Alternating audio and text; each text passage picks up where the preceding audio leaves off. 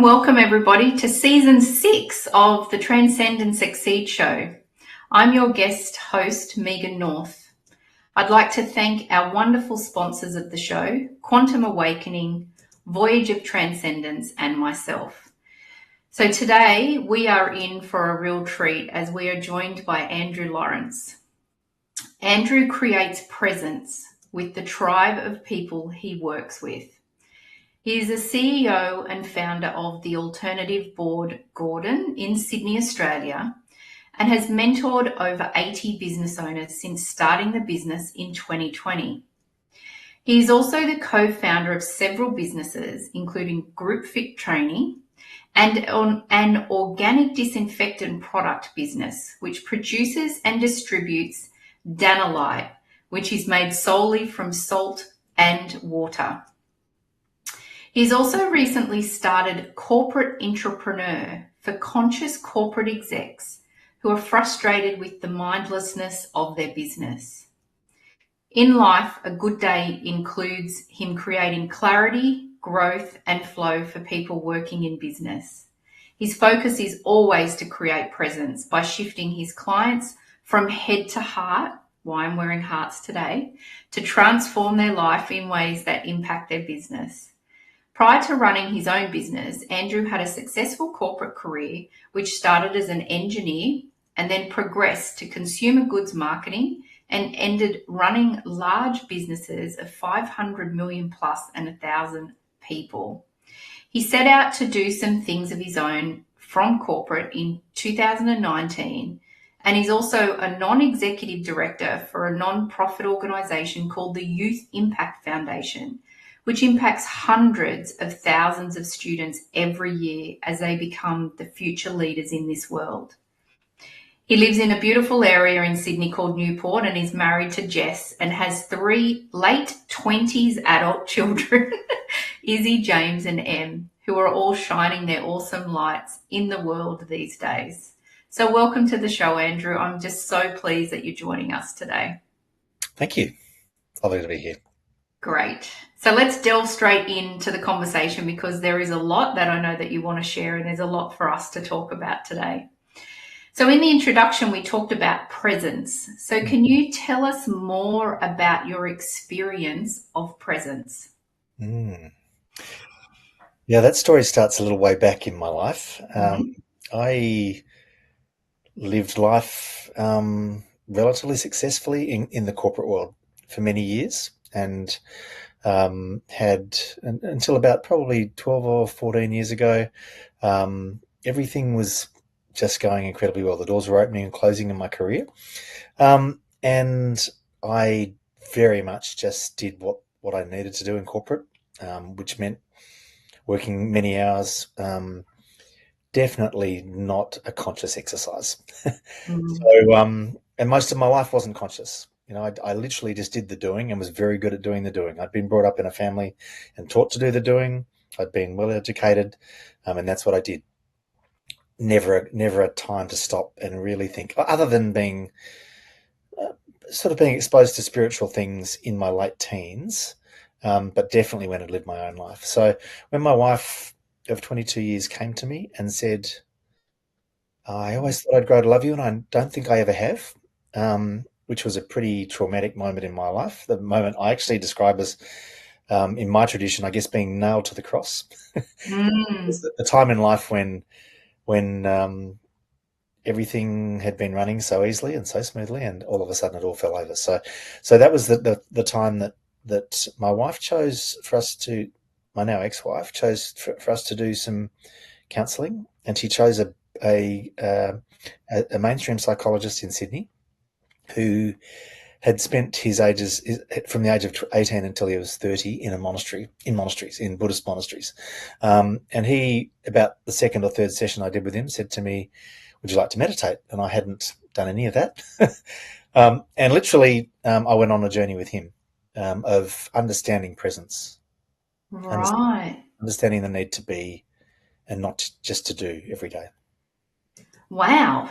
And so can you explain what to you presence means? In my experience, what it has become is very much getting out of my head and into my heart. And I can't talk for everybody, but I think there's plenty of men out there that do spend a lot of their time in their head. Yeah. It certainly was the masculine training I got on the way through. Mm. One of the things that this psychologist said to me is, Andrew, it's time for you to go say yes to some things that are a bit different for you, particularly to go and explore my feminine. And literally, I've been on a journey ever since to do that. And it's been fascinating just understanding what's important about my masculine and what's important about my feminine and how to use them effectively in the world. And I have a feeling that the right balance of those two does create presence in the room with people when they can access both of the duality of their male and their feminine. Then that's really, really important for them to be present. Okay. And it's interesting that you were guided to go and do some things differently. Do you think that's because when we're doing something differently, or if it's new, we've got no choice but to be present?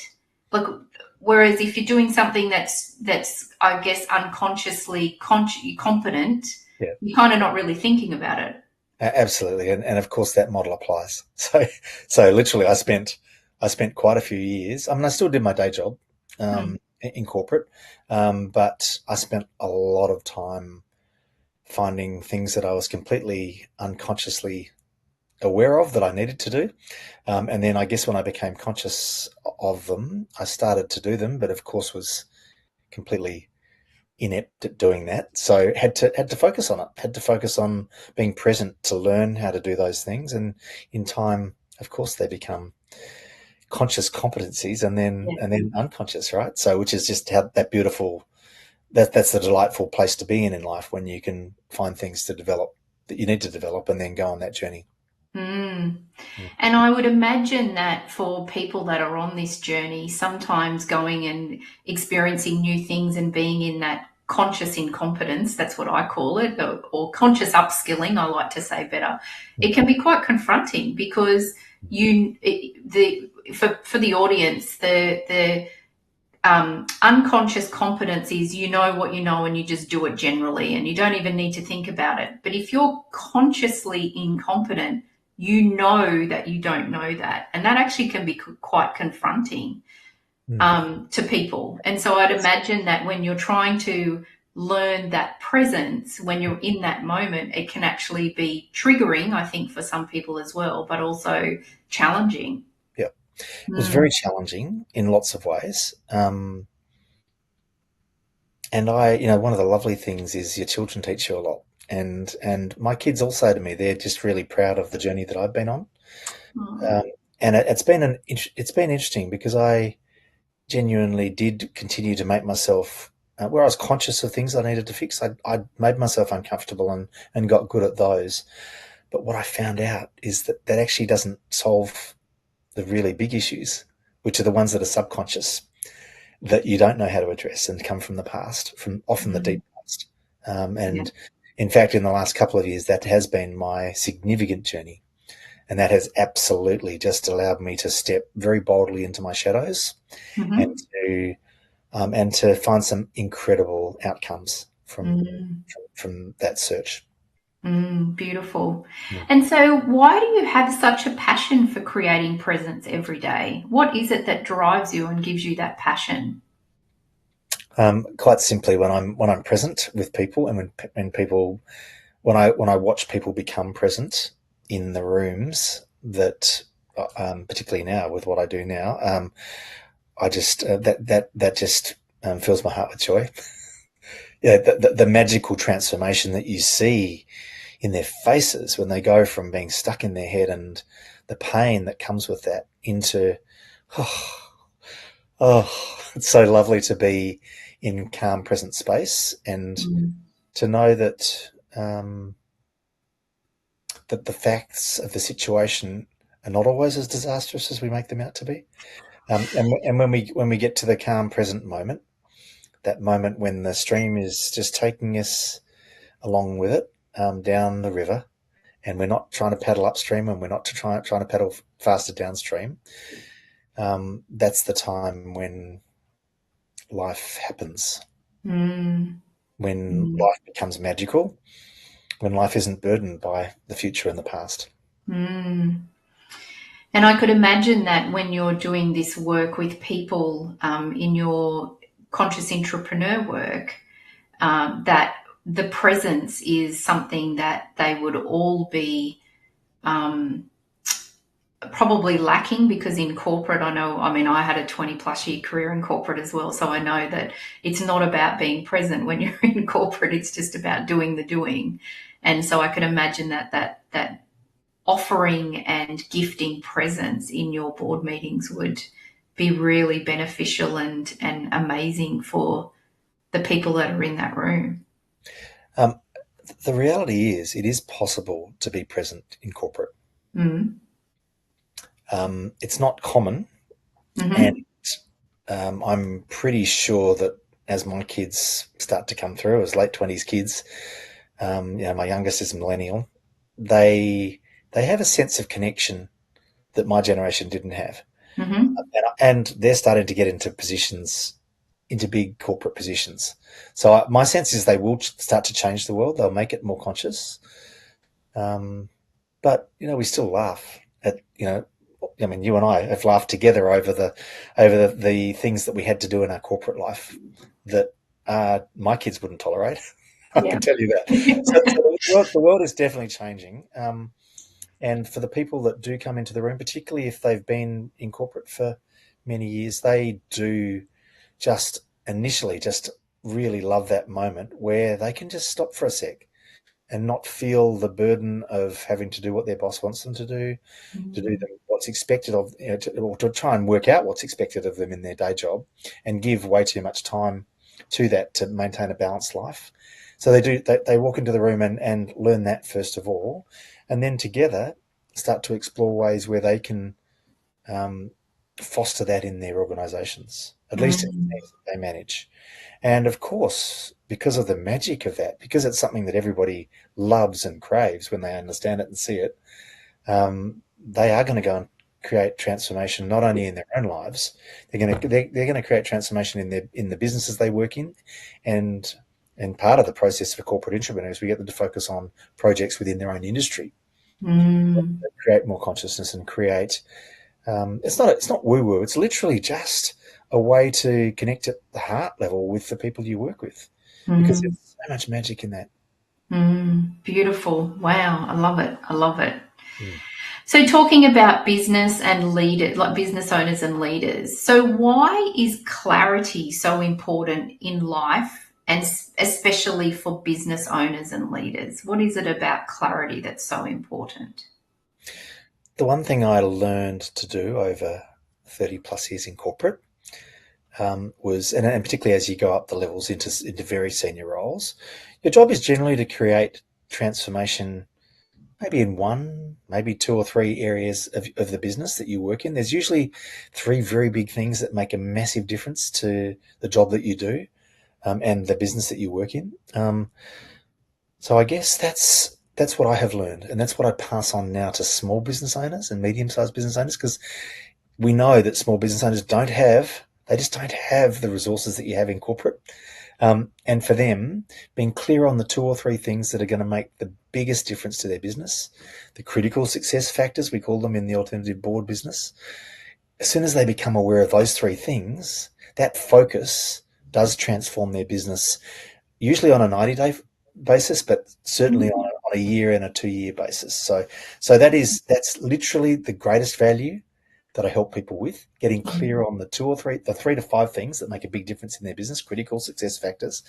And then before all of that, for them to be 100% believer in what they do in their business, they literally have to be crystal clear on what they do. So Mm. that clarity around who they are, what they are, 100% believer in what they do. I'm 100% believer that I transform lives for people to improve their business. Mm-hmm. So that's where I've got to. But everybody running their own small, medium-sized business has to be in that space to be successful. Mm. And so when you go through that process, do you find that there's common themes of the 3 to 5 things that people need the clarity in? Yes, they're very common. Right, okay. So interestingly, the problems that businesses have are all around dollars, people, and time. Mm-hmm. They'll be around whether they have their vision, a personal vision that links with their business vision, whether they have a business plan that's written, even if it's only a couple of pages, knowing how they can exit their business. Those are really, that we know globally, they impact every small business owner. Over and above that, they're all lonely at times and don't always know who to go to for support, and love to have that support, but also then to be accountable to that group, especially if they're running their own business. It's easy just to drift on and not be held accountable. So those are the big 8 things that we know pop up for people. Mm-hmm. But usually there's most businesses will have a growth agenda. Most will have a need to get the right people in the right places. And most will also need at some stage to work out how you can exit the business at some stage, so that it's not just reliant on the owner, that you can build a structure that has value separate from the owner and things like that. So in small businesses, those are the things that start to pop up, and they are really consistent in themes. Okay. And do you find that small business owners or people that own their business compared to the people that you've worked with in corporate, do you find that small business owners connect to their heart quicker than the people that are in the corporate space? Definitely, because they have more control over how they respond. They Cool. can, it's easier for them to make the transformation. It's very different when you get people working in small businesses on your boards, or in your groups. They don't tend to they have a very different perspective than people that own their own businesses. So Yeah. they started their own business because they had a vision of Yeah. something, or they were very good at doing something, or it fell in their lap, and they thought, "Oh, this is a bit of fun. Let's go and do that." Yeah. And then that gets lost in the thousands of things that you have to do every day if you're running your own business. And that's why it is, stepping back, getting present, and realizing that you don't have to do everything. You don't have to touch everything every day. If you focus on the few things and make time for those few things, everything else starts to flow. Particularly doing the things that not doing the things you shouldn't be doing. We have a to don't list idea.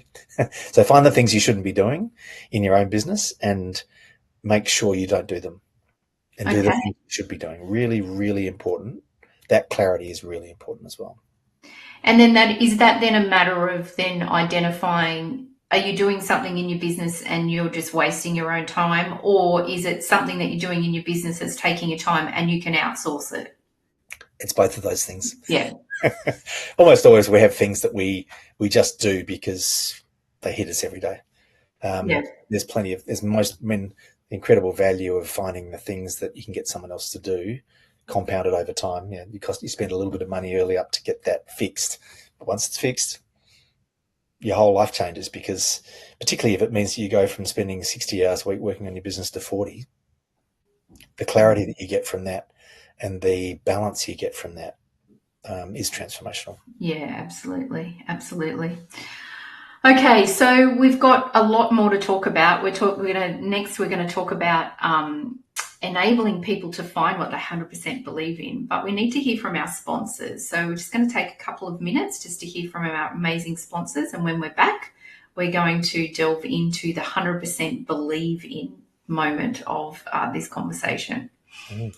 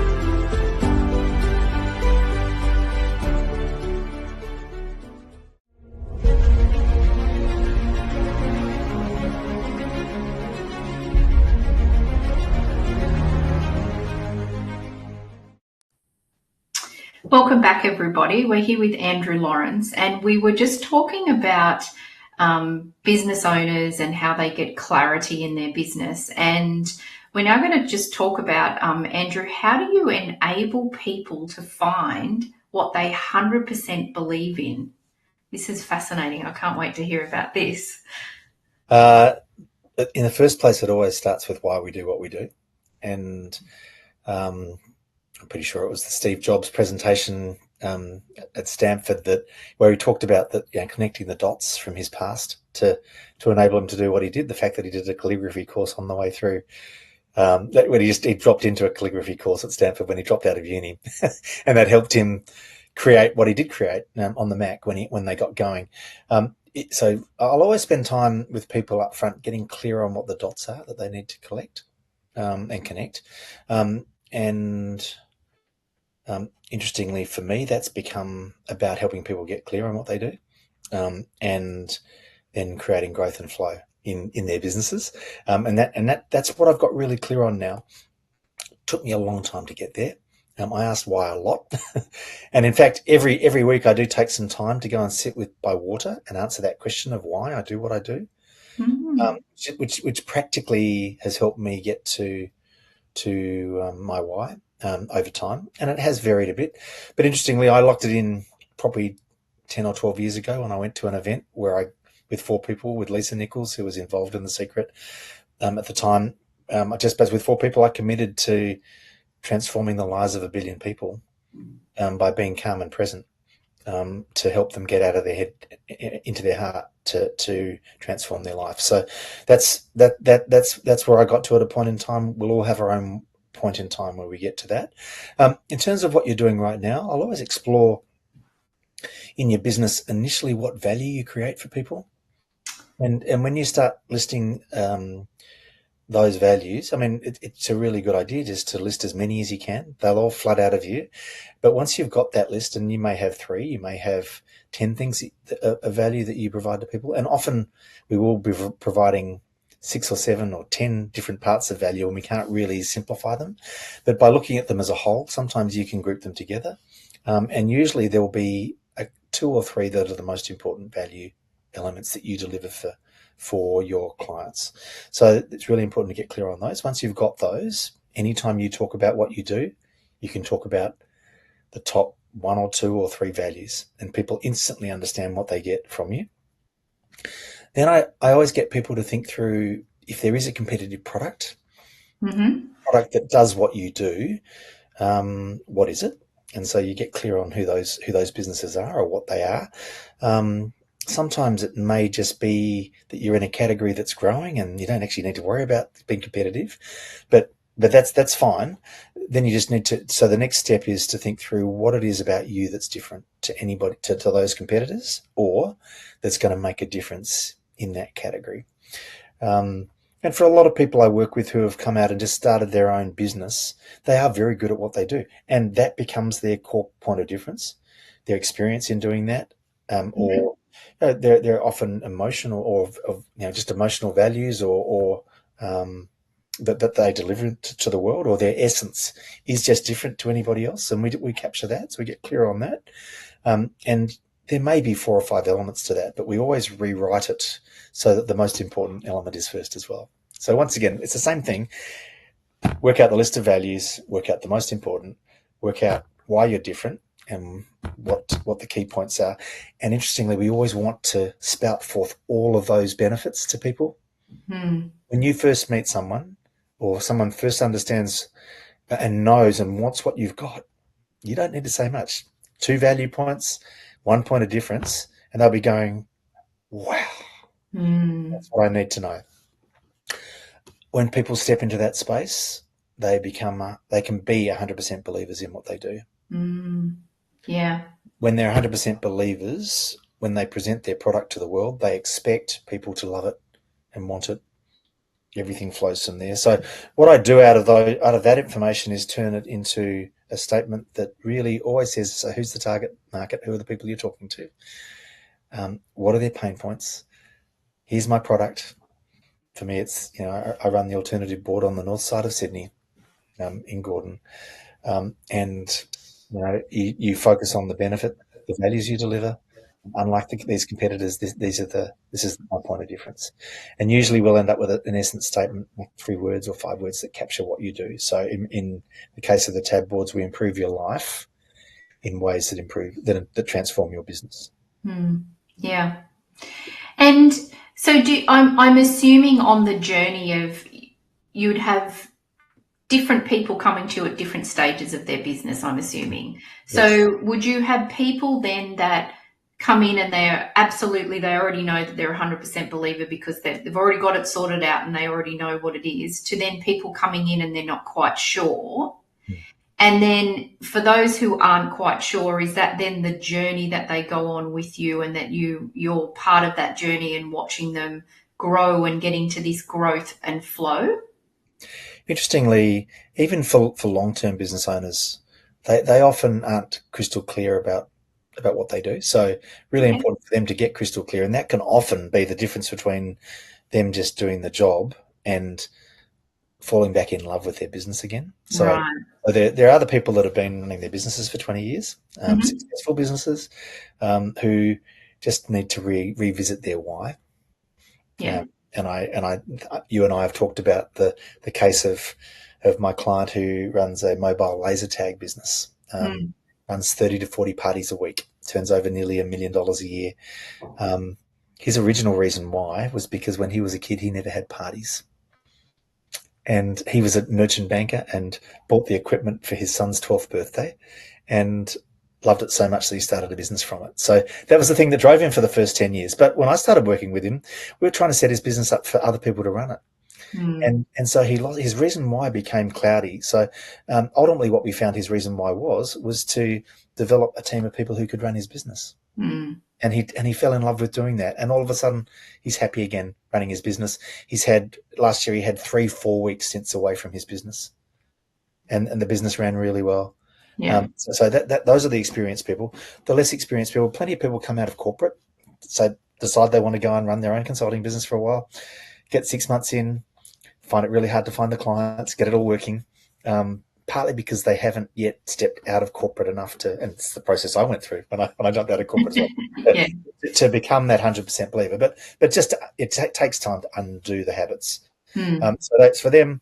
They'll often go back and take the contract that pops up back in their corporate specialty. But in time, they get back to, no, I really don't want to do that. Yeah. And they'll come to me, and then that's when we'll get really clear on their reason why, and their Mm. purpose. And then, yes, people starting their businesses. Everybody needs to be clear. One of the lovely things I got to do in life, having studied as an engineer, I worked out very early that my gift was helping people with concepts and ideas.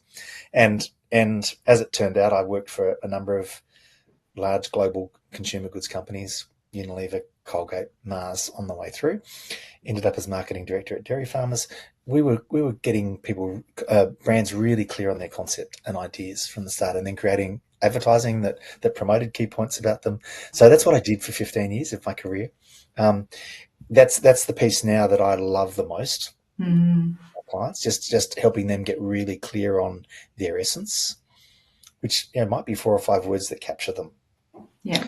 And in fact, as a matter of doing this exercise, I went through and revisited my LinkedIn profile, and basically came up with the idea of clarity, presence, growth, and flow as my essence. And that's just putting together all of the dots from my career. All right, and the fact that I love taking people on a journey, to get to that clarity, and so they can go and be 100% believer in what they do and live from that passion. Yeah. Okay. Love it. I love it. I think it's really interesting when you said that, just in relation to um, people who do a business because they're really passionate about it and it's really successful, but then they fall out of love with it because they've actually forgotten why they're doing it in the first place. So I think it's really lovely if people can then cycle through and realize again, what is the new passion, or why do I love it in this stage of my life? Because from 10, when you just said about that business owner that had it for 20 years, 20 years is a long time. We change as a person, we change even just in a year compared to 20 years. So I think it's really lovely that you help those business owners then reconnect with why they've got the business, and it may be different to what it was 10, 20 years ago, but it's lovely that then they can connect back into it and find a different why. So once they are 100% believers, how do you get them to fully vision themselves making that happen? Interestingly, I probably have some processes that are quite thought focused, but these days I do. I've learned the power of getting out of just releasing our ego, and I'll often take people to deeper space, deeper meditational space, Mm-hmm. um, and go. I mean, I've got a number of ways of taking them on a journey. One of the joys that I had in experimenting through that stage of life where I needed to do some different things, I did a course that was specifically energy based, and it was a it's an internationally accredited coaching qualification, but very much focused on sensing where the energy lies and taking people on a journey to a higher energetic space. Okay. Which and so it's really important for them to have their vision in that higher energy space. So some of the work I do now is to help people get into that higher energy space so they feel better about themselves, because it's going to be really hard for them to achieve the vision unless they can get into that energy space, especially if it's really a really beautiful vision that they want to make happen.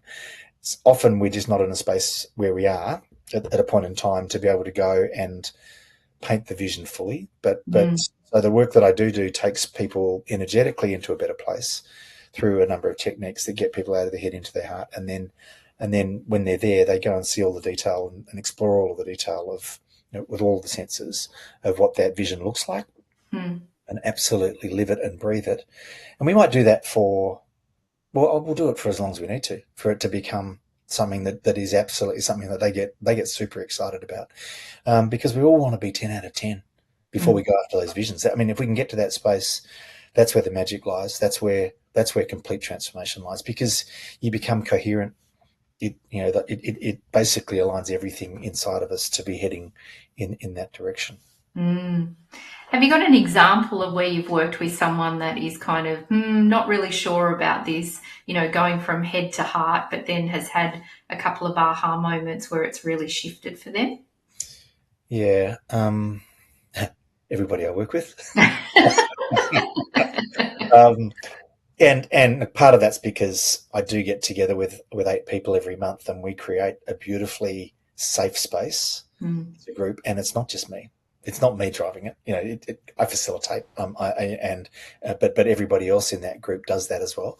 But one specific example was a client who runs a really interesting business. She was a scientist in her background, and she basically provides products to. Well, she got to do sales and marketing for biotech products that were being launched into the Australian and New Zealand markets, and she worked with 2 companies and got them to the stage of startup all the way through to so much success that they got acquired. Mm. And in both of those jobs, she was the sales and marketing manager, and really good at she'd done a great job of communicating the key parts of the brand and all those sorts of things. But her issue was that as soon as the business was sold, she lost her job, and it happened Mm. to her twice. And so she came to me, and we just started thinking about, well, what can we do from here? And she said, okay, well, I can do some time for money. She still had to pay her mortgage off and do things like that. I can do some time for money, but I'm not really that excited about that. And what happened is that she started doing that and ended up with 5 or 6 clients doing the sales and marketing role, but it was all time for money, and it wasn't what she really loved doing, which is going and talking to the scientific community about innovation. Mm.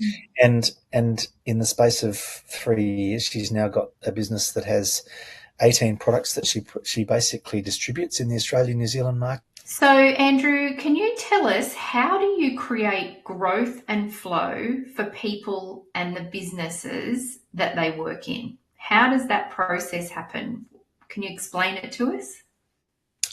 Uh, yes, so the idea of so in businesses, for businesses to be successful from a financial perspective, they always need to grow. So growth is important, and it comes from getting 100% clear on your purpose, and because that attracts the people that you should be serving and providing your offer to.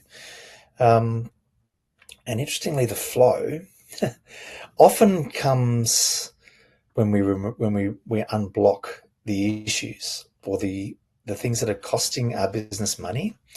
So it's so literally the way that the business model works in the real world is if we drive our top line, then that's important, and that brings the dollars into the business that allow us to run our business successfully, and to pay for the people that we need to pay and to create the magic we create, and then to continue to supply it effectively. We have to be aware of what the blockages are to the business working, because as soon as we might get the top line coming in, but if our processes and our systems and the people we have in the business and the way that we run the business aren't allowing things to flow, then there's a problem. Yeah. And it's actually a really, really simple exercise, and it often doesn't take very long at all to get your key people in a room, get them to tell you where the blockages in the business are, and they tell you pretty quickly. and you can often almost put a dollar figure on them, especially when you do it in larger businesses, and it can be very, very significant very quickly. Our sales process or maybe our procurement process is completely broken. We don't have the right systems and processes. We need to fix them up. Or practically, it's just so that's come from my global business experience, at a high level in big corporates, and then.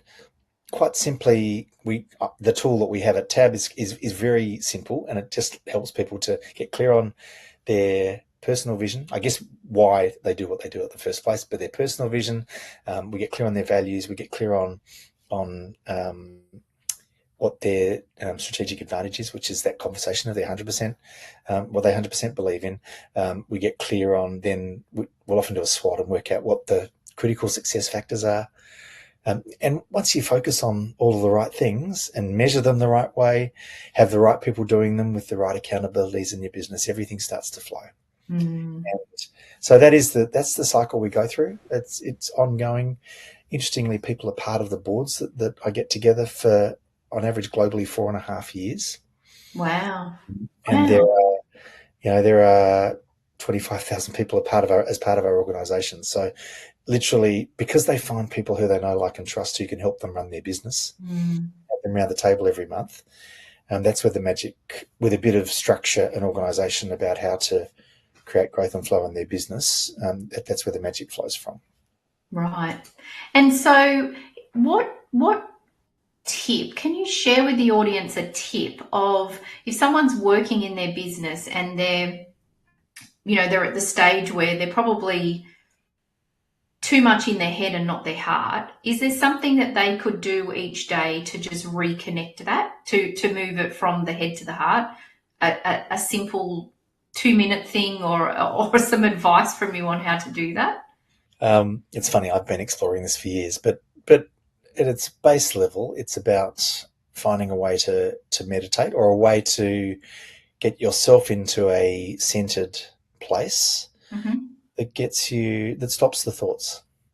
Okay. So the meditation teacher that I first went to just said, we can hold a cup of tea in front of us for maybe an hour and feel reasonably comfortable with that. But if we had to do it every day, the whole day, we'd probably have our arms sort of locked in place. We'd probably need to get someone to straighten them properly. The idea for us the idea of meditation is that we stop the flow of thought for a period of time. You give your brain a break from the whatever that number is every second that we have hitting us. Those thoughts. You give your brain a break, and in doing that, I think practically that the energy waves that our brain emits or is working at adapt and change to a place where where we can operate much more effectively and not so much in fight and flight, but much more in just being and being present. And my view is the creativity and the just the calmness of being able to get things done the right way comes from that. Okay. And I would assume that, I mean, I know this myself, but, for people who are complete newbies to this sort of stuff, that the more you do that, then the quicker you can go and connect from the head to the heart, Absolutely. because you get more efficient and it becomes a bit of a normal thing for you as Yeah. well. So, Yeah. yeah. Interestingly, the initial process that I was taught was probably a 20 or a 40-minute process. In time, I broke it down to something I could do in a few minutes and Yeah. literally started out focusing on all the senses, starting focusing on your breathing and then just focusing only on the breathing, Yeah. allowing yourself to get to a place where the thoughts don't come anymore, and just spending some time just calming everything down. Yeah, yeah. And for someone who's only just starting on their journey, it could even be getting a 1 or 2 minute meditation that they find that they start with that. Maybe Yeah. that's all they need each day, or then you can expand it. Yes. Okay, that's great. Thank you. So, talking about presence, and talking about the impact that you have. So, what are the things that you do every week that have the greatest impact on the world? The greatest impact I ever have on the world is doing my one-on-one mentoring with my clients Hmm. and and attending the various meetings, some of which I run, with my board, with the people that are on my boards, or my networking reach outs. Interestingly, networking for me is never something for me. It's always listening to others and connecting them to the people that they should be connected with. And it's literally living life. Anytime I come across people listening, understanding, how I can help them, how I can be part of their journey to add value, um, and to then. I mean, sometimes I can't always add value, but if there is value to be added, just to do it, Mm. to take the mindset that said, okay, well, I'm in this calm present moment. I'm literally going to do what I can do to add value to this person. Mm. Yeah. And have you noticed that the more that you practice your presence, the ripple effect it has on your family and friends? Like, have you physically noticed a difference in that? One of the greatest learnings I have gained in recent times, I mentioned earlier that it's actually the big issues that are in our subconscious that, are hardest to manage because the reaction from those is not conscious. It's Mm. subconscious. So you say and do things you shouldn't be saying. And that wasn't what I did most of the time, but every now and then I did because of my very, very strong training as a child, where my family were very direct, very, very talented, very direct. I literally had some massive issues in life that have come from that training. So, Mm. um, interestingly, the solution came from me going and being with my 11-year-old self and teaching him that he doesn't actually have to play the competitive game. That as a boy, almost every boy has to play, um, and it's been amazing. It's impacted the whole of my life massively ever since. And going on that journey has been absolutely transformational, to my last couple of years and the way that I deal with people. And, my second wife, who is lovely, is just like she's completely blown away by the transformation that it's created, and my kids as well. It wasn't as if I was never a bad dad, and I always related well to people, but, it's just been becoming, brilliant at presence. Mm. Feels like my sole reason for being. So I get Mm. up every day to be present, to be calm and present. And interestingly, it's actually even the first. So anytime I feel like I'm not in that space, I've got I've got ways that I do work to get back into that space, and that's my number one priority in life. It has never been that until the last, probably year, I would say. Mm. Mm. Wow, it's beautiful. Beautiful. Now I'm just having a present moment.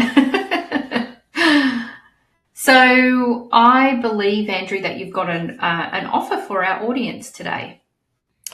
Yes, I'm very happy for anyone watching today to reach out to me and to explore their clarity.